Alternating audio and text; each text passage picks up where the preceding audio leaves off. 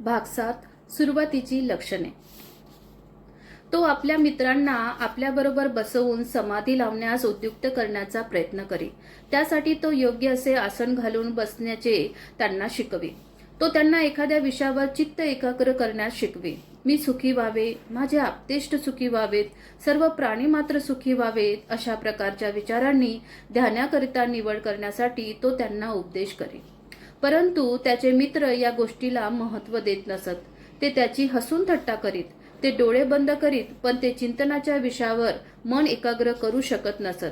उलट त्यांच्या दृष्टीपुढे शिकारीची हरिणे किंवा खाण्याचे गोड पदार्थ येत असत. त्याच्या पित्याला व मातेला त्याचा हा ध्यानधारणेचा ध्यास आवडत नसे. तो क्षत्रियांच्या जीवनाच्या सर्वथा विरुद्ध आहे असे त्यांना वाटे. योग्य विषयावर चित्त एकाग्र केल्याने अखिल जगातील मनुष्य मात्रावरील प्रेमभावना वृद्धिंगत होते, यावर सिद्धार्थाचा विश्वास होता. या संबंधीच खात्री देताना तो म्हणे, आपण जेव्हा प्राणीमात्रांचा विचार करतो तेव्हा त्यांच्यातील भेदाभेद व असमानता यापासून सुरुवात करतो. आपण मित्रांना शत्रूपासून वेगळे करतो. आपण आपल्या पाळीव जनावरांना मनुष्य प्राण्यांपासून भिन्न समजतो. आपण मित्र व पाळीव जनावरे यावर प्रेम करतो आणि शत्रू आणि हिंस्र पशूंचा द्वेष करतो. ही भेदरेषा आपण ओलांडली पाहिजे आणि आपण जेव्हा आपल्या चिंतनात व्यवहारी जीवनाच्या मर्यादेपलीकडे जातो तेव्हाच हे करू शकतो. अशा प्रकारची त्याची विचारधारणा होती. त्याचे बालपण परमोच्च प्रेमभावनेने व्यापलेले होते. एकदा तो आपल्या पित्याच्या शेतावर गेला.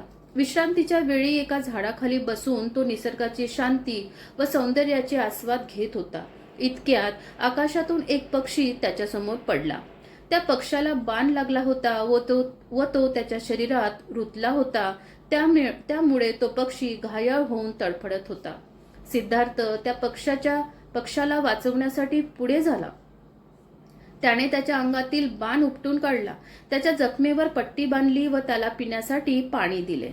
त्याने त्या पक्षाला उचलले व ज्या जागी तो अगोदर बसला होता त्या जागी आला. त्याने त्या पक्षाला आपल्या उत्तरीय वस्त्रात गुंडाळले आणि ऊब देण्यासाठी त्याला आपल्या हृदयाशी धरले. सिद्धार्थाला आश्चर्य वाटले की या निष्पाप पक्षाला कोणी मारले असावे. थोड्याच वेळात त्याचा मावस भाऊ देवदत्त शिकारीच्या सर्व आयुधानिशी तो तेथे आला. त्याने सिद्धार्थाला सांगितले की आकाशात उडत असलेल्या एका पक्षाला आपण बाण मारला आहे. तो पक्षी जखमी झाला असून काही अंतरावर उडून गेल्यावर तो इथेच कुठेतरी पडला असावा. तो तू पाहिलास काय? सिद्धार्थाला त्याने विचारले.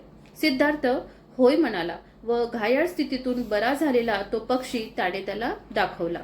देवदत्ताने मागणी केली की माझा पक्षी तू माझ्या स्वाधीन कर, पण सिद्धार्थाने ते नाकारले. त्यामुळे त्या दोघांमध्ये तीव्र वाद झाला.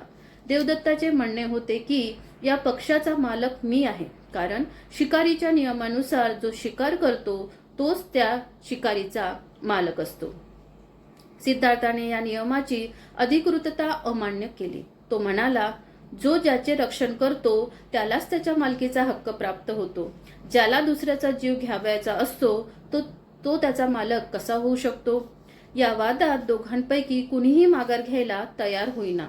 शेवटी हा प्रश्न लवादाकडे नेण्यात आला.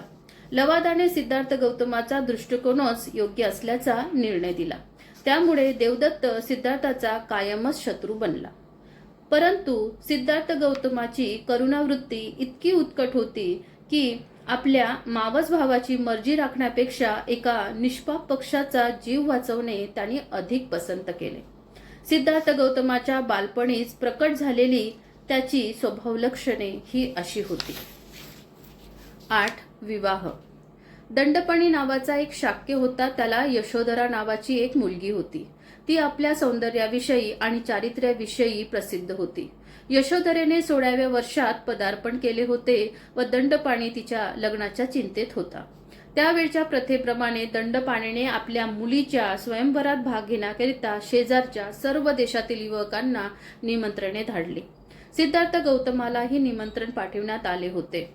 सिद्धार्थ गौतमालाही 16 वर्ष पूर्ण झाली होती. त्याच्या मातापित्याला देखील त्याच्या विवाहाची अशीच काळजी लागली होती.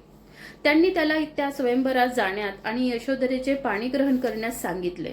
त्याने आपल्या मातापित्याच्या इच्छेला मान दिला. जमलेल्या सर्व युवकातून यशोधरेने सिद्धार्थ गौतमालाच वरिले. दंडपाणी विशेष प्रसन्न नव्हता. या विवाहाच्या यशस्वीतेबद्दल तो साशंक होता. त्याला वाटले सिद्धार्थाला साधू मुनींच्या सहवासाचे विशेष वेळ आहे. त्याला एकलकोंडे राहणे आवडते. तो एक यशस्वी गृहस्थ कसा होऊ शकेल?